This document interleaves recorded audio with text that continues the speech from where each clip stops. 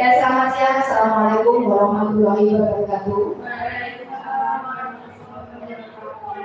Terima kasih saya ucapkan kepada Bapak Ibu peserta destinasi penerapan budaya positif di sekolah.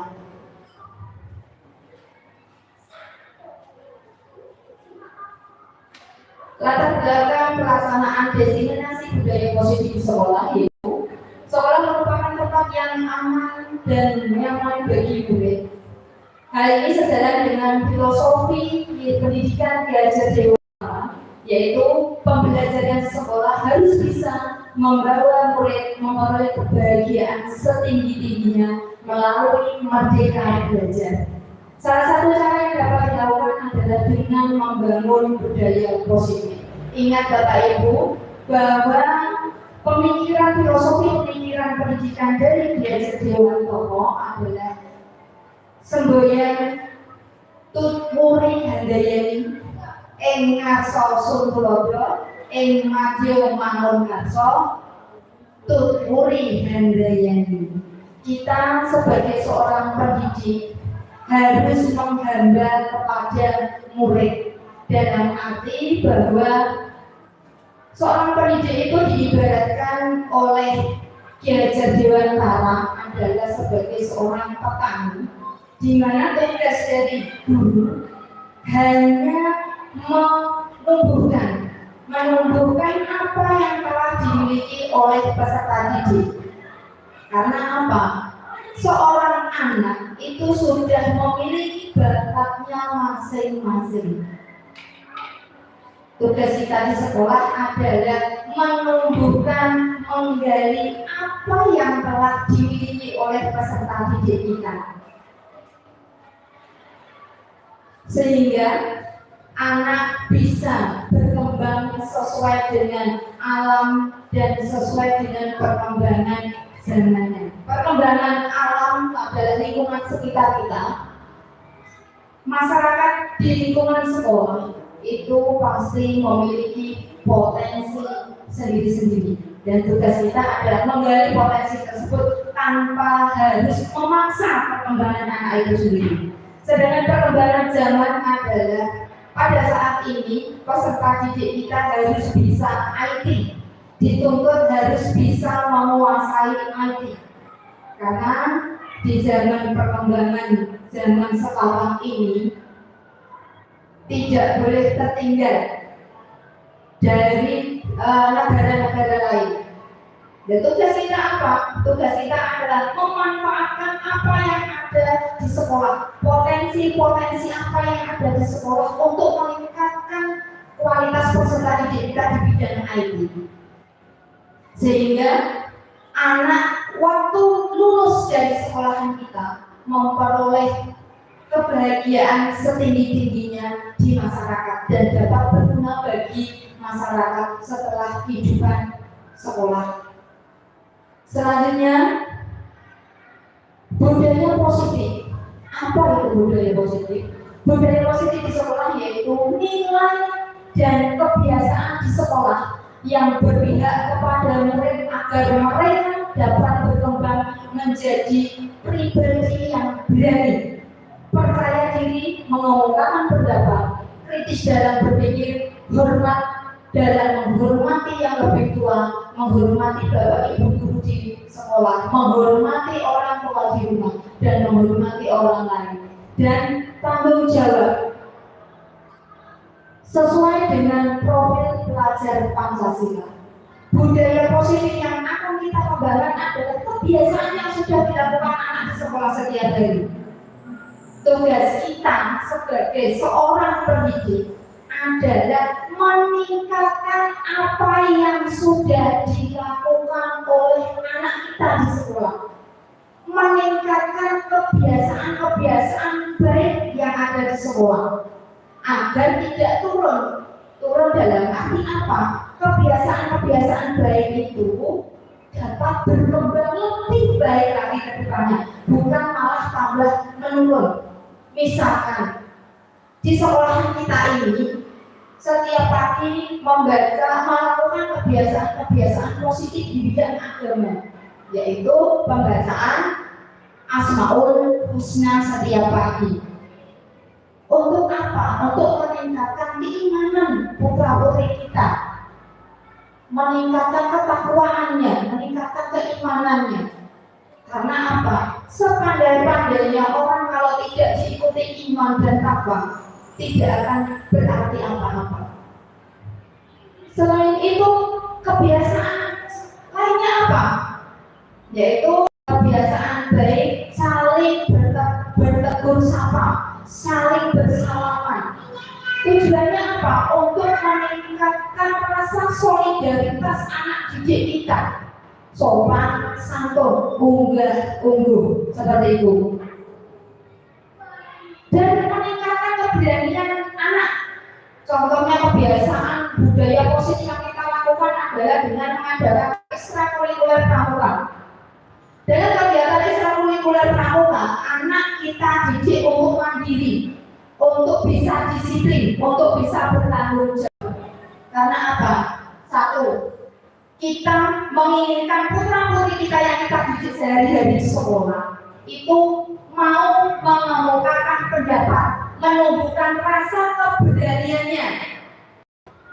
Anak kita didik, kita gali kemampuan memimpinnya, kita gali kemampuan untuk mau mengeluarkan ungkapan-ungkapannya, mau mengeluarkan pendapatnya. Kritis, berpikir kritis dalam arti dalam kegiatan pembelajaran kita sudah melakukan program pemerintah yaitu kurikulum merdeka, di mana kita memiliki kebebasan yang sebebas-bebasnya dalam memberikan pelayanan pendidikan kepada peserta didik kita. Bukan anak yang merdeka belajar, tidak, tapi ada kita yang diberi kemerdekaan untuk memberikan pelayanan pendidikan kepada putra-putri kita. Dari caranya, dari modul ajarnya, dari media pembelajarnya, dari teknik kita mengajar, kita diberi kebebasan yang sebebas-bebasnya.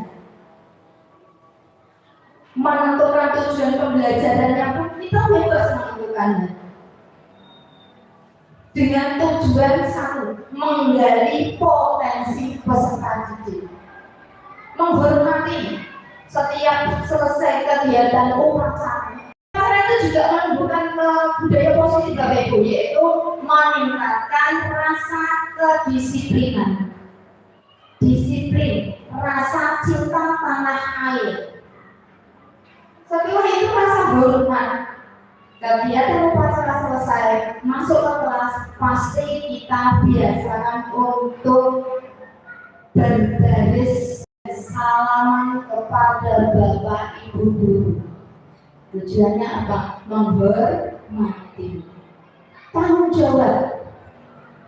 Ada kesepakatan di sekolah kita, sepakati dengan putra-putri kita mengenai kebersihan lingkungan sekolah. Sekolahan kita bangun dengan baik, kita tata dengan rapi. Kita harus memiliki kesepakatan dengan peserta didik bahwa apa yang kita miliki di sekolahan ini adalah milik kita bersama. Kita tumbuhkan rasa memiliki bahwa sekolah ini bukan milik Bapak Ibu guru, bukan milik pemerintah, tapi adalah milik kita bersama. Kita tumbuhkan itu rasa tanggung jawab, rasa memiliki kepada putra-putri kita. Dengan begitu, tujuan pembentukan karakter peserta didik sesuai dengan profil pelajar Pancasila akan terwujud dengan sendirinya. Konsep utama penerapan budaya positif ada 6 Bapak Ibu. Yang pertama, disiplin positif dan nilai-nilai kebajikan universal. Nilai-nilai kebajikan universal yang akan kita bentuk adalah yang tadi. Disiplin, punya rasa hormat, punya rasa tanggung jawab, anak bisa berpikir kritis, kreatif, dan inovatif. Yang kedua, teori motivasi, hukuman dan penghargaan. Setiap manusia akan melaksanakan apapun pasti termotivasi oleh dua hal, yaitu motivasi eksternal dari lingkungan dan motivasi internal dari diri kita sendiri. Apapun yang kita lakukan pasti ada motivasinya. Bapak Ibu guru mengajar anak didik Bapak Ibu guru juga punya motivasi. Tidak mungkin panjenengan datang ke sekolah tujuan itu tapi kewajiban tak dibayar negara maka isu baliawan penting mulang bocah iso kamu orang iso kamu bukan seperti itu. Kita punya motivasi Bapak Ibu yang kita lakukan setiap hari, mandi pagi, berangkat pagi, pulang siang sampai sore. Itu kita punya motivasi dari eksternal dan motivasi dari internal. Untuk mendapatkan apa? Kita akan melakukan kegiatan-kegiatan yang memotivasi diri kita. Salah satunya mungkin untuk menghindari hukuman, untuk mendapatkan penghargaan. Apapun yang dilakukan peserta didik kita di sekolah itu juga sama Bapak Ibu. Belajar rajin, giat, patuh pada guru, mengerjakan soal-soal ulangan dengan sungguh-sungguh. Tujuannya apa? Ingin mendapatkan penghargaan dalam bentuk apa? Nilai yang bagus. Seperti itu. Yang ketiga adalah keyakinan kelas. Konsep utama budaya positif dapat terlaksana jika kita bisa menanamkan keyakinan kelas kita dalam kegiatan pembelajaran sehari-hari. Sebelum kegiatan pembelajaran kita harus bisa membuat keyakinan kelas dengan siapa? Dengan peserta didik kita di kelas. Keyakinan kelas itu harus kita buat berdasarkan apa yang diinginkan oleh peserta didik. Yang pertama contohnya, datang tepat waktu, pulang tepat waktu, biasanya seperti itu. Yang kedua, tidak ramai di kelas. Yang ketiga, membersihkan kelas sebelum pelajaran dimulai. Itu termasuk keyakinan. Dan keyakinan kelas itu harus disepakati bersama. Agar apa? Pelaksanaan kegiatan belajar mengajar yang akan kita lakukan ini dapat berjalan dengan baik dan tercapai apa yang akan kita tuju. Tujuan pembelajaran yang akan kita capai itu pasti akan tercapai. Yang keempat, kebutuhan dasar manusia. Kelima, posisi kontrol guru, dan keenam adalah segitiga restitusi. Nah, di sini yang pertama, disiplin positif dan nilai-nilai kebajikan universal. Disiplin. Dalam benak kita sebagai disiplin, yang namanya disiplin itu pasti patuh. Yang dalam disiplin dalam benak kita adalah kepatuhan. Nah, disiplin adalah sikap yang patuh dan tertib terhadap berbagai hal, entah itu tata tertib di sekolah, entah itu peraturan di masyarakat maupun di keluarga kita. Pasti kita punya aturan sendiri untuk anak kita di sekolah, di rumah, di lingkungan sekitar. Kita juga sebagai orang tua di rumah pasti memiliki aturan-aturan tersendiri untuk anak kita. Entah itu dari jam belajar, jam pegang HP, jam bermain, pasti ada aturannya. Dan aturan yang kita buat di rumah, anak harus disiplin mematuhinya. Nilai kebajikan atau nilai universal adalah sifat positif manusia yang merupakan tujuan mulia yang ingin dicapai setiap individu. Cita-cita kita, keinginan kita, keinginan dari kita yang akan kita capai ke depannya. Yang kedua, motivasi perilaku manusia. Teori motivasi perilaku manusia. Orang kita dalam melakukan sesuatu pasti ada rasa mencari keamanan, mencari kenyamanan bagi diri kita. Agar apa? Agar tidak terkena hukuman atau ketidaknyamanan. Contohnya, kita sebagai seorang PNS Sudah ada aturan masuk sekolah, masuk kerja dengan adanya absensi pergi, dengan adanya absensi pergi. Untuk menghindari ketidaknyamanan atau hukuman, apa yang kita lakukan? Kita datang tepat waktu. Itu. Dan apa yang akan terjadi apabila saya tidak melakukannya? Hukuman, ketidaknyamanan. Itu datang dari faktor motivasi eksternal dari luar. Karena apa? Harus kita taati, harus kita patuhi. Mau tidak mau, aturan absensi pergi yang datang tepat waktu harus kita patuhi. Itu faktor eksternal, faktor dari luar. Lah efeknya apa kalau tidak kita patuhi? Kalau tidak kita lakukan apa? Satu, rasa ketidaknyamanan atau hukuman bagi kita.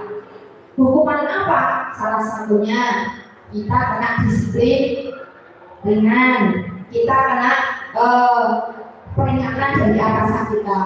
Yang kedua, untuk mendapatkan imbalan atau penghargaan dari orang lain. Contoh paling gampangnya murid awake dhewe pada saat mengikuti kegiatan pembelajaran pasti ada salah satu yang benar-benar mengikuti kegiatan pembelajaran kita. Ini mendapatkan yang terbaik karena apa?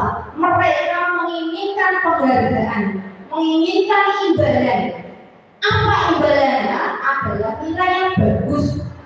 Penghargaannya apa? Dapat nilai 100. Itu merupakan salah satu penghargaan. Patuh kepada tata tertib, patuh kepada komitmen kita buat bersama anak-anak. Gitu. Nah, apa yang saya dapatkan apabila saya melakukannya? Yaitu tadi imbalan, dapat penghargaan. Kalau anak didik kita mengikuti kegiatan pembelajaran yang kita lakukan dengan sungguh-sungguh, imbalannya adalah mendapatkan nilai yang bagus. Itu juga termasuk faktor eksternal, faktor dari luar, mendapatkan nilai yang bagus, dipuji guruku. Nah itu. Yang ketiga, faktor internal dari diri kita sendiri untuk menjadi orang yang mereka inginkan dan menghargai diri sendiri dengan nilai-nilai yang mereka percaya. Konsep dari diri kita sendiri. Saya sebagai seorang pendidik harus melayani peserta didik saya dengan sungguh-sungguh. Harus saya sayangi, harus saya tahu, harus saya ketahui apa yang diinginkan anak, apa yang dibutuhkan oleh anak, sehingga pelayanan pendidikan kita dapat sesuai dengan apa yang diinginkan oleh peserta didik. Saya akan menjadi orang seperti apa apabila salah melakukannya? Itu faktor internal dari diri kita. Pengen jadi guru sing koyo apa? Ingin menjadi seorang pendidik yang seperti apa? Itu tergantung dari diri kita sendiri. Apakah sama anak di peserta didik umbar-umbaran? Apakah dengan peserta didik kita perhatian? Apakah dengan peserta didik kita merangkul? Itu dari diri kita sendiri. Mau jadi apa saya? Jadi guru yang seperti apa saya? Itu faktor internal itu tetap dari diri kita sendiri. Nah, keyakinan kelas. Nah, ini wajib kita lakukan Bapak Ibu untuk keyakinan kelas.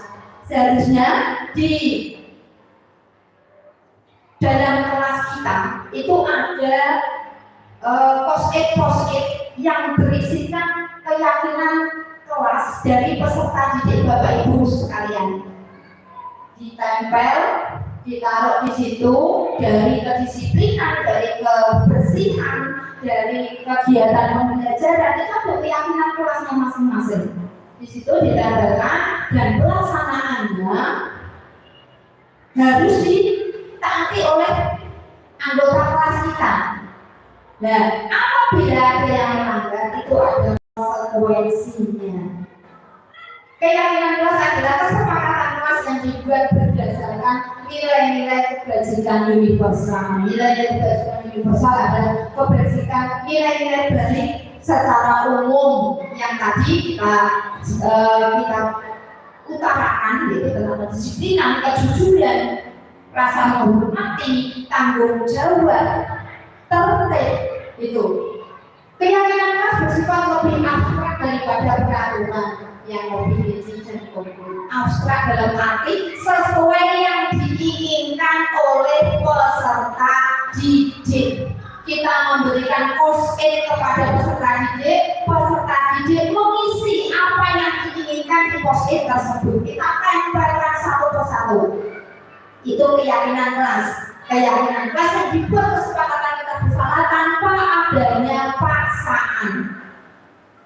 Murni dari keinginan peserta didik kita, bukan paksaan dari kita, dan kita tidak mendetek terus ini tidak. Tapi peserta didik bebas mengekspresikan apa yang diinginkan dalam kelas Bapak Ibu sekalian. Dalam kegiatan pembelajarannya diberi kebebasan, mau apa diberi kebebasan.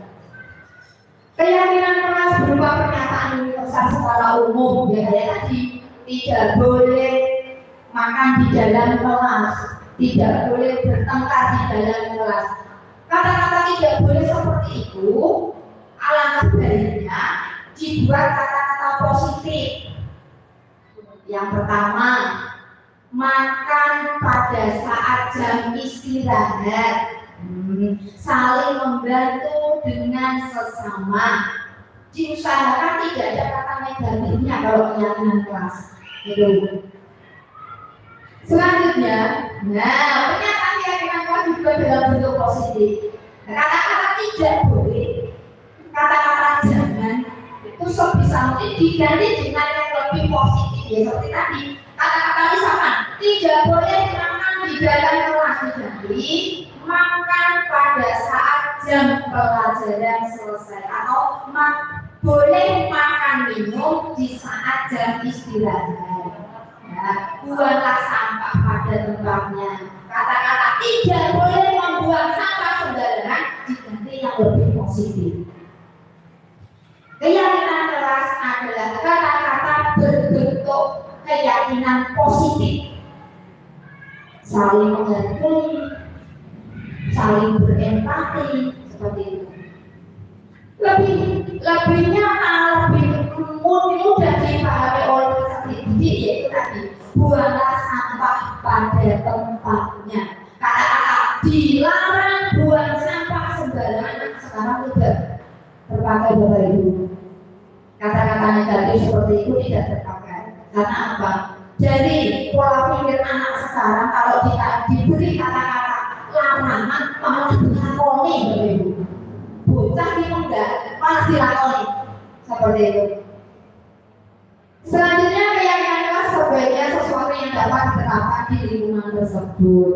Bisa diterapkan di sekolah, juga bisa diterapkan di rumah, bisa diterapkan di masyarakat. Kalau anak sudah mematuhi, sudah mentaati buang sampah pada tempatnya, tidak buang sampah sembarangan, otomatis kebiasaan positif tersebut akan terbawa di rumah. Sampah tidak akan dibuang sembarangan, nanti sampah ngumpul ya langsung dipilih. Orang kan langsung disamponi, seperti itu. Disiplin, tentang kedisiplinan. Di sekolah anak disiplin, maka di rumah pun akan disiplin juga, di masyarakat disiplin. Tentang keagamaannya tertib. Kita di sekolah kita ajarkan membaca Asmaul Husna, membaca surat-surat pendek, sholat berjamaah. Di rumah akan terbawa itu. Kebiasaan positif tersebut pasti akan terbawa. Nah, semua warga kelas itu, Bapak Ibu guru dan murid-muridnya di kelas itu. Bukan warga sekolah ya, kalau kesepakatan kelas itu adalah warga kelas. Warga kelas yang harus mematuhi, warga kelas yang harus menjalankan kesepakatan itu. Siapa warga kelas? Ya panjenengan sedulur sama anak didik panjenengan. Harus berkontribusi dalam pembuatan keyakinan kelas. Nah, kegiatan surat pendapat tadi sebelum pelaksanaan kegiatan pembelajaran pagi kita mulai, kita tanyakan dulu apa yang diinginkan. Dengan kita berikan post-it atau kita potongin kertas atau kertasnya tak berwarna-warni, kita kasihkan ke anak, menulis anaknya. Yang keempat, kebutuhan dasar manusia. Semua manusia yang masih bernafas pasti memiliki kebutuhan dasar. Ada 4 kebutuhan dasar manusia, yaitu cinta, kasih, dan kasih sayang. Cinta kasih, murid itu perlu dicintai oleh diri Bapak Ibu. Semua orang memerlukan cinta kasih. Jadi Bapak Ibu tidak memberikan cintanya, tidak memberikan kasihnya kepada peserta didik. Apa? Didik. Tidak akan pulang, tidak akan diajak, juga murid. Gitu. Anak datang ke sekolah memiliki rasa ingin diperhatikan, cinta kasih, ingin dikasihi oleh guru-gurunya, diberi cinta, diberi kasih sayang dengan cara apa ya? Dididik setiap hari. Jadi Bapak Ibu tidak ada rasa kasih sayang pada murid, iso kalau orang nah, mungkin panjenengan ulang seperti itu. Yang kedua adalah penguasaan dalam arti di sekolah kita harus menggali kepemimpinan anak. Muridnya panjenengan di kelas pasti ada 1, 2, atau 3 anak yang memiliki sifat premanisme. Pasti ada.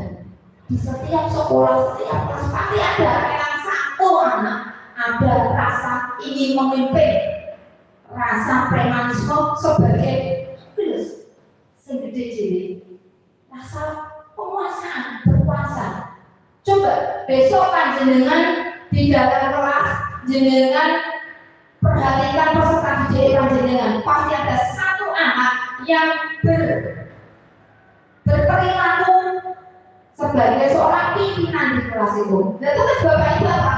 Tumbuhkan rasa pimpinan, tumbuhkan rasa kepemimpinannya anak tersebut dengan cara apa? Dari ketua kelas, suruh ingin berdoa, suruh menjadi ketua kelompok. Nah, kita tumbuhkan rasa kepemimpinannya. Yang ketiga adalah kebebasan, kebebasan dalam belajar. Kebebasan dalam arti ya kita terus tidak usul-usulan kepada peserta didik kita tidak, tapi tetap kita berikan pelayanan yang terbaik, bebas memilih, bebas mempelajari, bebas untuk berekspresi sesuai yang diinginkan, sesuai dengan potensi yang dimiliki oleh peserta didik kita, yaitu adalah kesenangan dalam memberikan pelayanan pendidikan di sekolah. Kita harus menciptakan situasi dan kondisi yang aman, menyenangkan. Bagi siapa? Bagi peserta didik kita, Bapak Ibu. Jadi kurang cowok awal di kantor, terus pasang muka cemberut, anak akan merasa tertekan, tidak nyaman, tidak senang. Kenyamanan, kesenangan yang kita berikan itu bisa berasal di dalam kelas, bisa di luar kelas, menciptakan lingkungan belajar yang menyenangkan bagi peserta didik. Model akhirnya pakai slide, pakai musik. Nek anak senang belajar, otomatis materi yang akan panjenengan berikan kepada peserta didik akan dapat dengan mudah dipahami oleh peserta didik. Selanjutnya, setiap tindakan seseorang adalah untuk memenuhi kebutuhan dasarnya. Nek bocah panjenengan sekolah kok budi tukaran, itu mungkin mereka punya perhatian, kita perhatian dari kita. Jajarnya sudah bertengkar, terus belutan di lapangan, otomatis kita panggil tidak baru. Tetap kita panggil banget kantor. Nah, telat. Orang lebu setiap hari, izinnya sakit, terus minta diperhatikan. Semua untuk memenuhi kebutuhannya. Mungkin peserta didik kita si A itu kurang perhatian dari kita, merasa dicuekin istilah sekarang. Realitanya setiap orang berbeda. Murid panjenengan 23 anak, itu ke 23-tiganya kebutuhannya berbeda-beda. Dan pola pandangnya dengan kehidupan juga berbeda. Setiap orang memiliki gambaran kehidupan, tujuan hidup yang berbeda juga. Misalkan si A mangkat sekolah berubah angkat sekolah untuk sambut dari wong tuane. Membuat seorang sinau wong orang pikir kene. Si B berangkat sekolah dengan tujuan ingin belajar menuntut ilmu. Si C berangkat sekolah karena ingin bertemu dengan ibu guru yang cantik, misalkan bapak guru yang ganteng, misalkan. Itu pola pikir mereka itu berbeda-beda, dan kita sebagai seorang pendidik harus bisa memahami apa yang dibutuhkan oleh peserta didik kita dengan cara memahami karakteristik peserta didik kita. Nah, dalam kegiatan di sekolah, kegiatan pembelajaran di sekolah, kita tidak terlepas dari masalah, Bapak Ibu. Dari siapa? Dari peserta didik kita sendiri. Muridnya panjenengan loh, betina ada ya apa kabeh. Tidak, pasti kata satu yaitu tadi ono sing gelutan, ono sing marate keri, ono sing orang ada PR. Pasti rakyat satu dari kelas 1 sampai kelas 6 ada. Pasti ada. Namanya jangan tanya telat. Nah, dalam menghadapi masalah-masalah yang ada di sekolahan, masalah yang kita hadapi di kelas kita harus bisa memahami 5 posisi kontrol dalam menghadapi kenakalan, dalam menghadapi masalah-masalah peserta didik kita. Posisi kontrol yang wajib yang harus kita ketahui adalah yang pertama, pendukung, kedua, pembuat merasa bersalah, ketiga, teman, 4, pemantau, 5, manajer. Butika pasti punya panjenengan mengajar kelas ini. Murid panjenengan ada yang pernah tidak mengerjakan PR, tidak benar? Ada. Bagaimana Butika menghadapi bocah panjenengan yang tidak mengerjakan PR? Apa yang Butika lakukan? Jika murid panjenengan itu mau ada PR, adalah PR yang matematika, mau dicocokkan tidak mengerjakan dengan berbagai banyak alasan. Apa yang akan Butika lakukan? Saya dukung. Langsung panjenengan dukung. Pertama, saya cari dulu alasannya kenapa tidak mengerjakan PR. Lalu setelah itu, pertama saya maafkan. Nah, hari berikutnya siswa tersebut tidak mengerjakan lagi. Dan terus saya selidiki kok berkali-kali kok tidak mengerjakan PR, kenapa? Ternyata itu hanya alasan dulu. Dan setelah 3-4 kali dan seterusnya tidak mengerjakan PR, baru saya beri hukuman. Saya beri hukuman itu mengerjakan soal itu kembali, dan saya beri tugas lagi dulu supaya dia kapok. Begitu dulu. Dari kasus yang dihadapi oleh Butika, muridnya tidak mengerjakan PR, yang dilakukan Butika adalah memberi kesempatan sampai 3 kali. Baru keempat kalinya jika ada PR kembali tidak mengerjakan, baru diberi hukuman. Dengan hukuman apa? Mengerjakan PR kembali. Butika tidak dalam memberikan hukuman itu di hadapan teman-temannya atau muridnya panjenengan panggil sendiri. Saya panggil di kantor. Oh, panggil di kantor. Ya. Posisi kontrol yang dilakukan oleh Butika itu Berarti sudah ada kesepakatan deh.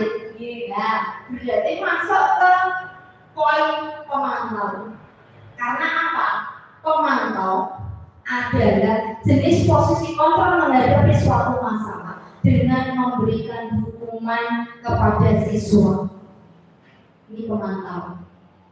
Dengan data-data yang dimiliki, sesuai datanya, sesuai dengan kesepakatan, itu pemantau.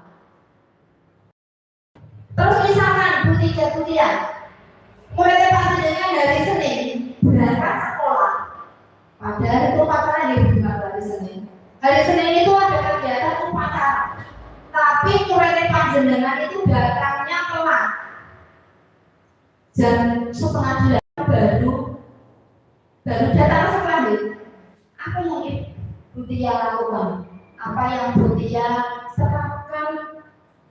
Dari 5 posisi kontrol tersebut, pelaksanaan untuk menyelesaikan masalah yang dihadapi Butia dari mulai Butia Senin kok mengerti halaman itu bagaimana Butia?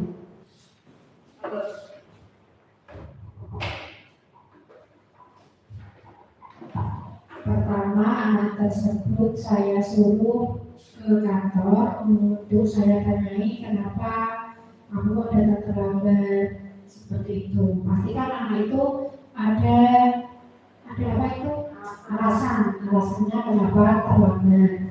Nah, dari situ saya nasihati besok lagi agar bisa datang lebih tepat waktu. Terima kasih. Ya, dipanggil dan ditanya ya. Dipanggil, ditanyanya apakah hanya kenapa datang terlambat begitu? Terus disuruh masuk ke kelas ya? Maksudnya besok lagi disuruh masuk lebih awal ya. Dari apa yang dilakukan oleh Butia itu sudah masuk ke sistem manajer. Karena apa? Sistem manajer ini setiap ada anak yang datang terlambat atau membuat kegaduhan atau bertengkar dengan memanggil, menanyakan sebabnya apa, konsekuensinya apa, keyakinannya apa yang akan dilakukan untuk merubah, itu maksudnya ke sistem manajer. Sistem pendukung itu yang bagaimana toh? Bapak Ibu termasuk saya dulu sampai sekarang pun pasti melakukan posisi kontrol pendukung tanpa tanya alasan, tanpa tanya sebabnya, langsung dihukum. Nanti betul pernah ngomong bocah ya lari mau ke lapangan 3 kali karena nggak ada PR, kita langsung hukum. Anak tidak patuh pada aturan berseragam, kita hukum. Penghukum ini secara tidak sadar kita lakukan Bapak Ibu. Secara tidak sadar kita lakukan. Contohnya lebih real, contoh emang benar-benar dilakukan. Ya tadi PR masuk ke kelas mau nyocokkan kemarin tidak ada dosen dengan orang berat. Dan jangan di luar.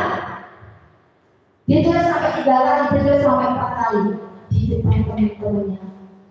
Nek kamu mau ngadeg nang tengah, berdiri di depan murid-muridnya. Posisi kontrol yang seperti ini Bapak Ibu ada efeknya. Kenapa? Gurunya nenek bocah gede itu memang gede itu nenek bocah di depan orang-orang benar di depan teman-temannya. Bocah ini malah ini Ibu Bapak Ibu menjadi pemberontak. Sesuk malah senang pelanggaran PR kita pelanggaran jodoh sesuk senang malah gak. Apalagi kalau peserta didiknya sudah dewasa di tingkat SMA, di tingkat SMP, rasa dendamnya tumbuh. Pada siapa dendamnya? Kepada guru dihukum itu tidak baik karena apa? Menumbuhkan rasa pendendam kepada peserta didik, nesu yang dipet berubah menjadi dendam. Makanya ada toh di berita-berita itu anak SMP membakar sekolah, anak SMA bani gurunya dibocori. Itu karena adanya rasa dendam, dihukum di hadapan teman-temannya, ada rasa malu. Nah, posisi kontrol yang kedua adalah membuat orang merasa bersalah. Saya juga pernah bilang seperti itu ke peserta didik saya. Pikir di sekolah ibumu tenang-tenang, di sekolah ibumu bapakmu joyo ono, orang tenanan lahir sekolah, apa orang mesakno bapak ibumu.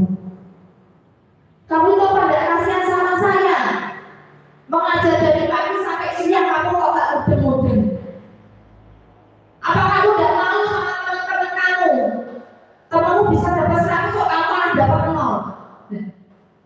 Membuat merasa bersalah seperti ini itu tidak baik, membuat apa?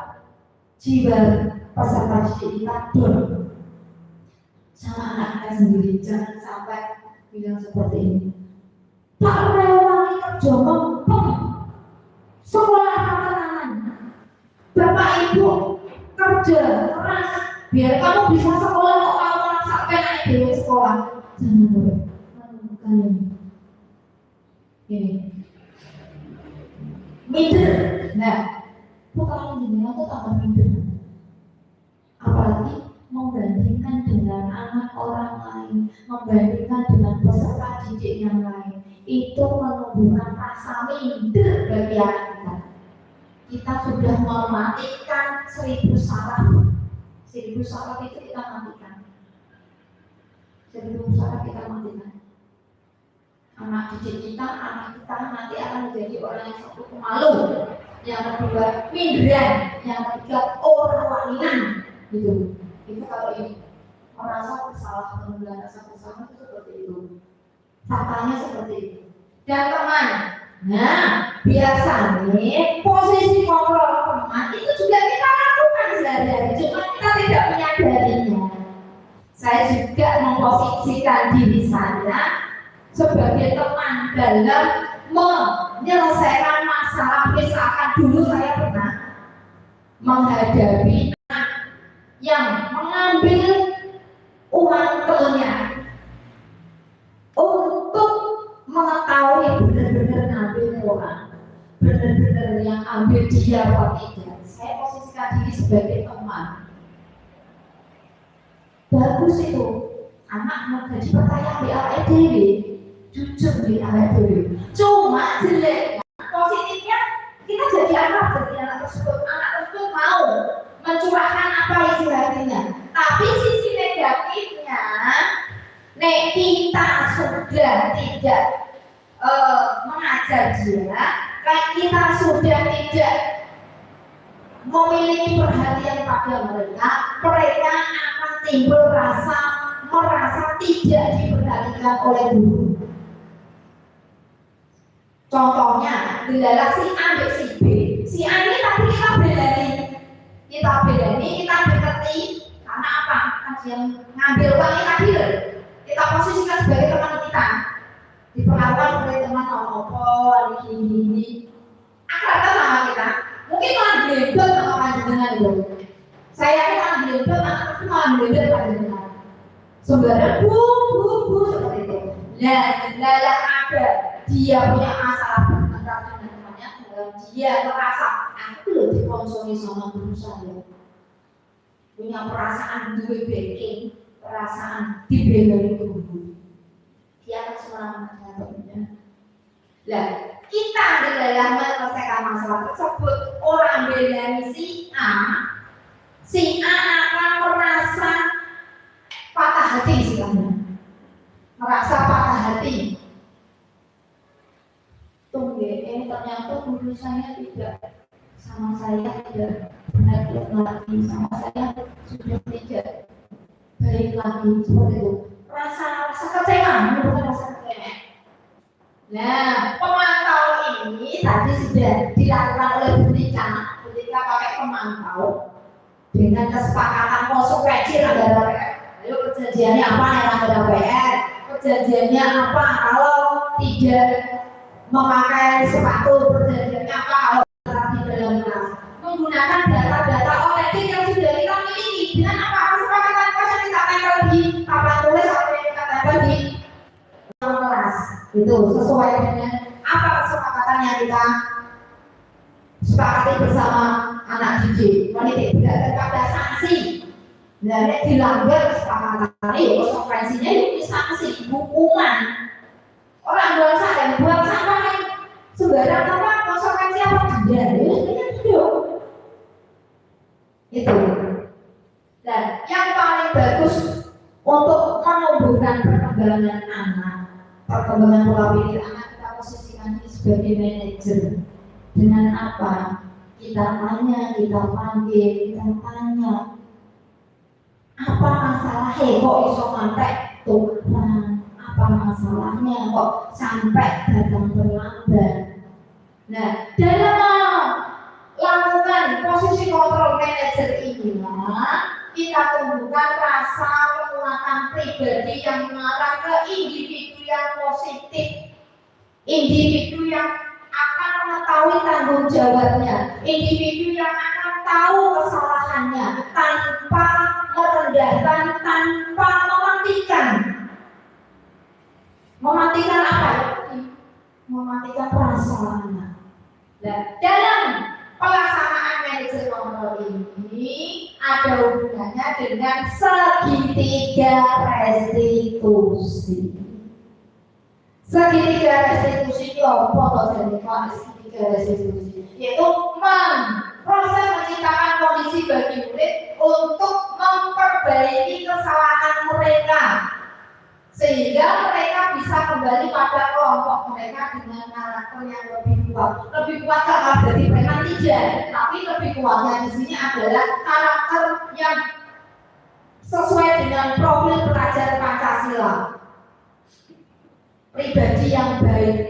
Dan melalui segitiga restitusi, guru dapat membantu murid menjadi lebih memiliki tujuan, disiplin positif, serta memulihkan dirinya setelah berbuat salah. Membantu murid untuk jujur pada diri sendiri dan mengevaluasi dampak dari kesalahan yang dilakukan. Memberikan penawaran dan paksaan. Contohnya tadi, anak tidak mengerjakan PR. Bagi Bu Tika, kita panggil ke kantor. Kita tanya apa sebab dia tidak bawa bukunya, apa sebab dia tidak mengerjakan. Disuruh untuk mengutarakan. Dan tadi mengutarakan pendapat itu.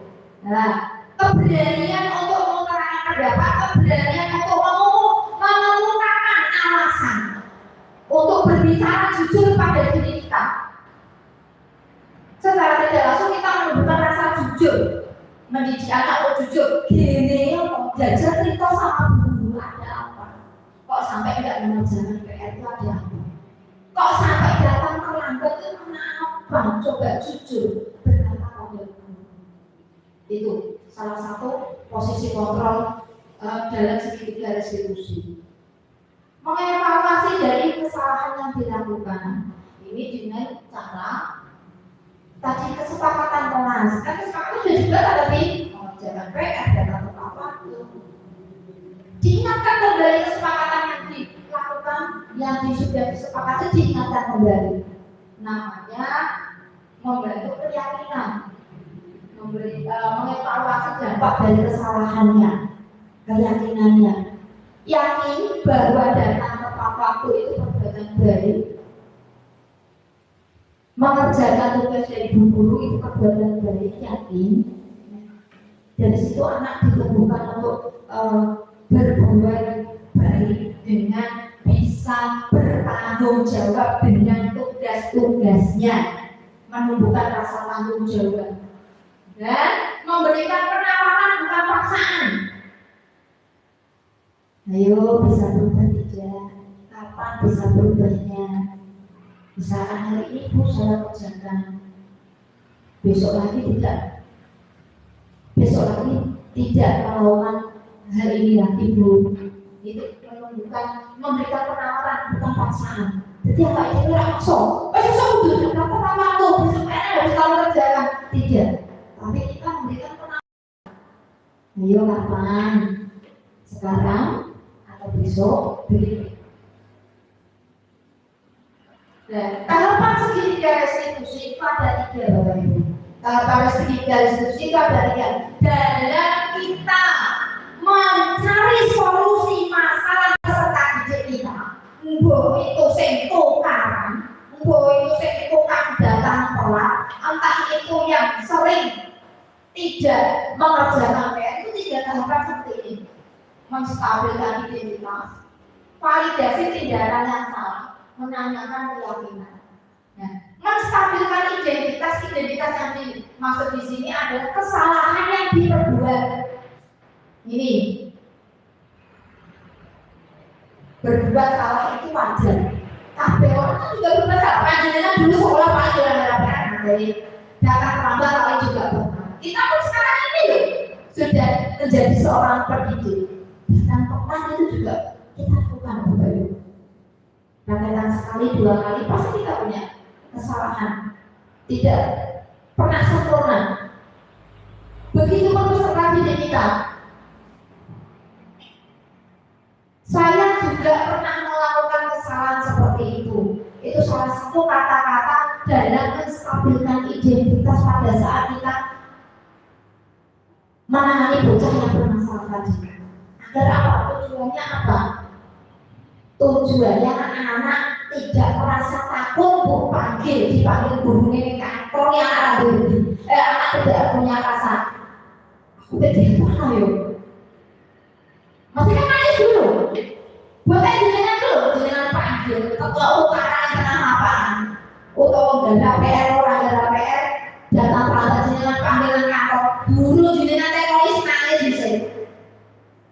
Pasti itu nangis dulu. Karena apa? Nah, agar masalah bisa dicari solusinya, dengan harus menstabilkan identitas dulu. Kata-katanya seperti ini. Kata-katanya seperti ini. Semua orang itu pasti melakukan kesalahan, wajar, bocah ya. Tidak ada orang yang sempurna. Kamu tahu kamu salah. Cuma apa yang kamu lakukan itu benar atau tidak? Mencari solusi, bukan menyalahkan, tapi mencari solusi. Mencarikan solusi orang nyalahin. Kayak dulu, ternyata kayak tak pikir-pikir, saya dulu menangani anak yang mencuri, punya temannya. Itu juga ini sudah masuk. Tanpa menyalahkan, tapi mencari solusi. Ngaku, praktek tindak lanjutnya tidak ada dulu. Sudah ketemu, sudah tahu kemana larinya. Nah ini menstabilkan identitas ini. Kalau anak didik kita sudah nyaman dengan kata-kata ini, barulah kita menginjak ke validasi tindakan yang salah. Tindakan yang salah itu ya dengan kata-kata. Kamu tahu tidak bahwa datang terlambat itu perbuatan baik atau tidak? Tidak dulu perbuatan benar atau salah? Pasti jawab salah. Pasti jawab itu anak didik kita. Nah, dari sinilah kita mengajak peserta didik kita yang bermasalah ini untuk curhat jujur dengan apa yang dilakukan, kenapa sampai terlambat, kenapa kok sampai bertengkar, kenapa kok sampai tidak mengerjakan PR. Ini di sini validasi tindakan yang salah. Curhat berbicara jujurnya di sini. Kalau anak sudah mau jujur dengan kita kan jadi tahu. Alasannya jadi tahu. Coba kalau kita tidak melalui tahapan segitiga restitusi, kita hanya menggunakan posisi kontrol yang pertama mendukung. Yo wis budak ayo ini tahu kok. Wong kali lapangan ke sekolah, sopo itu molas. Bocah ngadeg sikile jalan satu. Ning harapannya ngomong-ngomong. Itu sampai nanti lulus sampai di dia kuliah sampai dia jadi guru loh, itu akan tertanam banget. Saya dulu waktu sekolah itu dilempar penghapusnya sama Pak Rosnanda itu kepala sekolah saya juga ya, guru saya itu. Sampai sekarang masih membekas, pakai gunting itu juga pernah.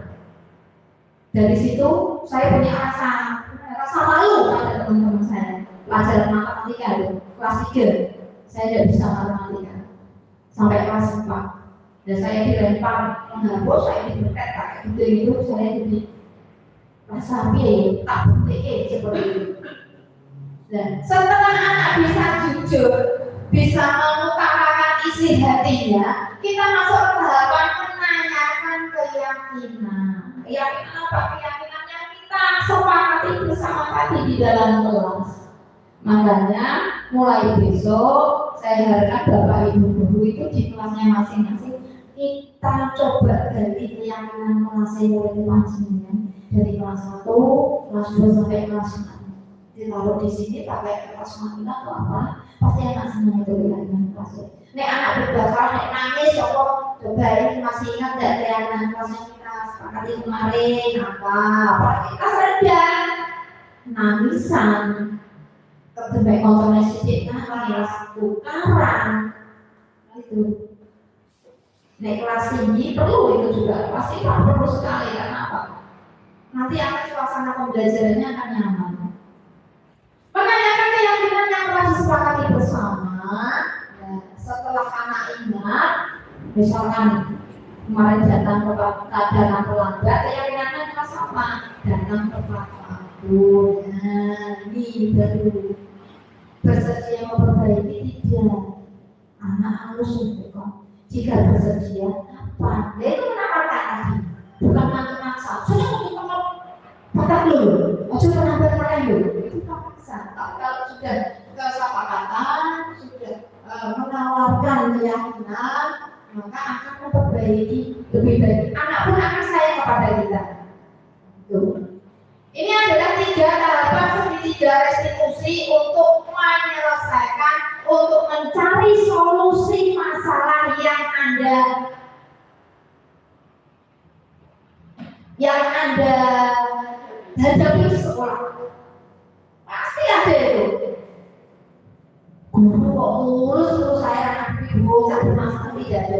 Pasti ada Bapak Ibu.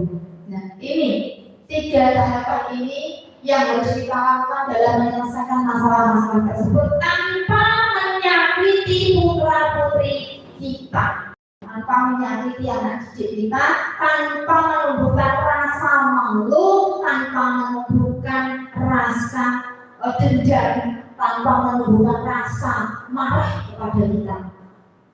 Kita akan menciptakan seorang anak yang mempunyai perilaku positif, memiliki pribadi positif, memiliki budaya positif dengan dia mau jujur, mau tanggung jawab, mau memperbaiki diri. Nah, karakter yang kita inginkan pasti akan dibentuk. Nah, ini salah satu contoh kegiatan menyelesaikan masalah dalam penerapan segitiga restitusi di sekolah. Nah, bisa Bapak Ibu perhatikan sebentar. Ini salah satunya yang saya lakukan di kelas 4.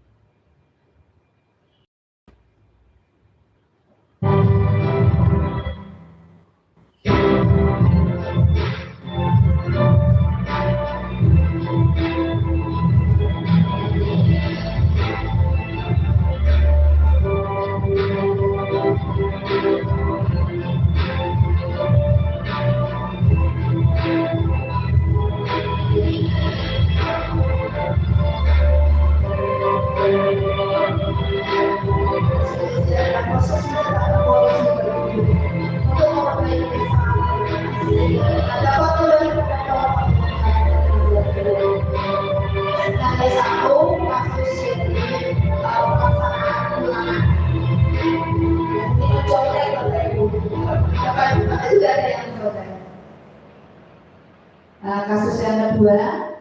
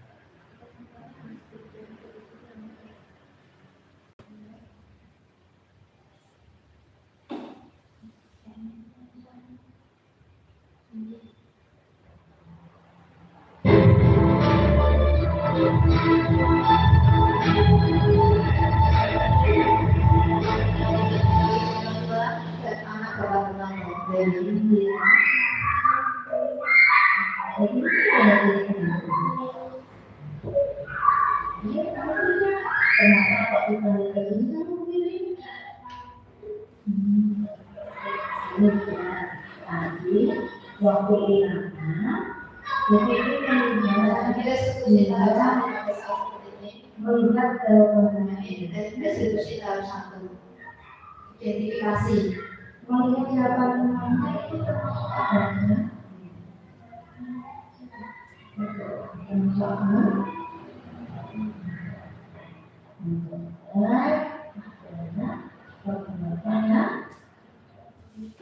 tidak dilakukan. Yang kedua,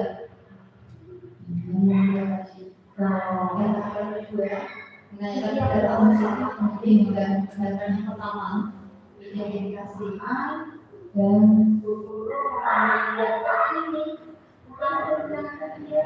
juga bukan untuk mencari siapa yang salah, tetapi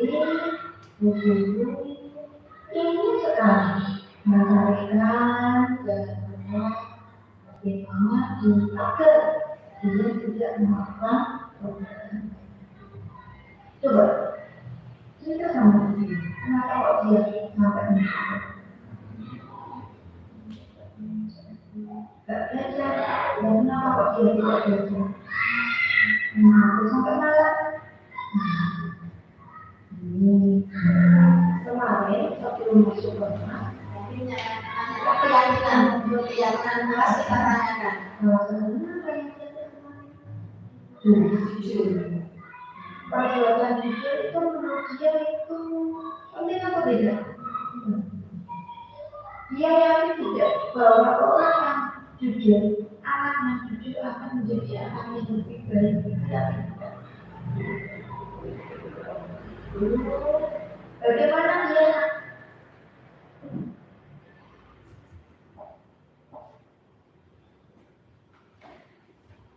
Akhirnya kalau sudah tahu kesempatan orangnya itu jujur dan mencontoh itu perbuatan sama, kedepannya bagaimana dia? Dan ini penawaran kemaksaan, penawaran apa yang akan dilakukan, solusi apa yang dilakukan agar tidak diulangi kembali. Kita tawarkan, bukan kita paksakan, tapi kita tawarkan. Bagaimana? Harus belajar dikerjakan kan sendiri, dikerjakan sebisanya, ya.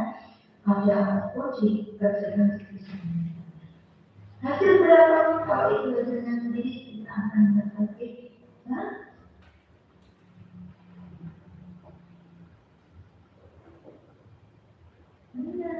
Ya, semoga nanti dia menjadi anak kita penekanan untuk menjaga gaji yang lebih baik, ya. Jadi anak tidak memiliki rasa malu, ya, benar-benar tenang.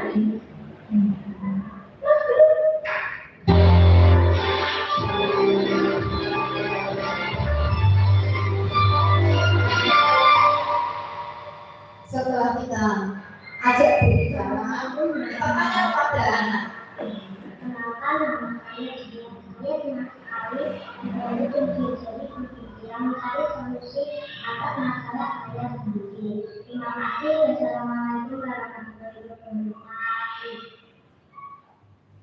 Ya. Penanganan kasus yang dilakukan dengan pendekatan restitusi diharapkan guru dapat memposisikan dirinya sebagai seorang manajerial yang dapat membentuk karakter anak menjadi pribadi yang baik, pribadi yang memiliki budaya positif, sehingga anak akan tumbuh kembang menjadi manusia yang baik dalam menjalani kehidupan di masyarakat kelak. Demikian Bapak Ibu mengenai budaya positif yang harus kita lakukan di sekolah dengan tujuan untuk menciptakan peserta didik yang memiliki karakter baik, memiliki watak yang baik sesuai dengan profil pelajar Pancasila, sehingga kita sebagai seorang pendidik merasa berhasil mencetak generasi penerus yang berkarakter. Demikian Bapak Ibu kegiatan diseminasi pada siang hari ini. Terima kasih atas waktu yang telah Bapak Ibu berikan kepada saya dalam kegiatan siang hari ini. Mohon maaf apabila dalam penyampaian materi ada yang kurang berkenan di hati Bapak Ibu sekalian. Akhir kata, wassalamualaikum warahmatullahi wabarakatuh.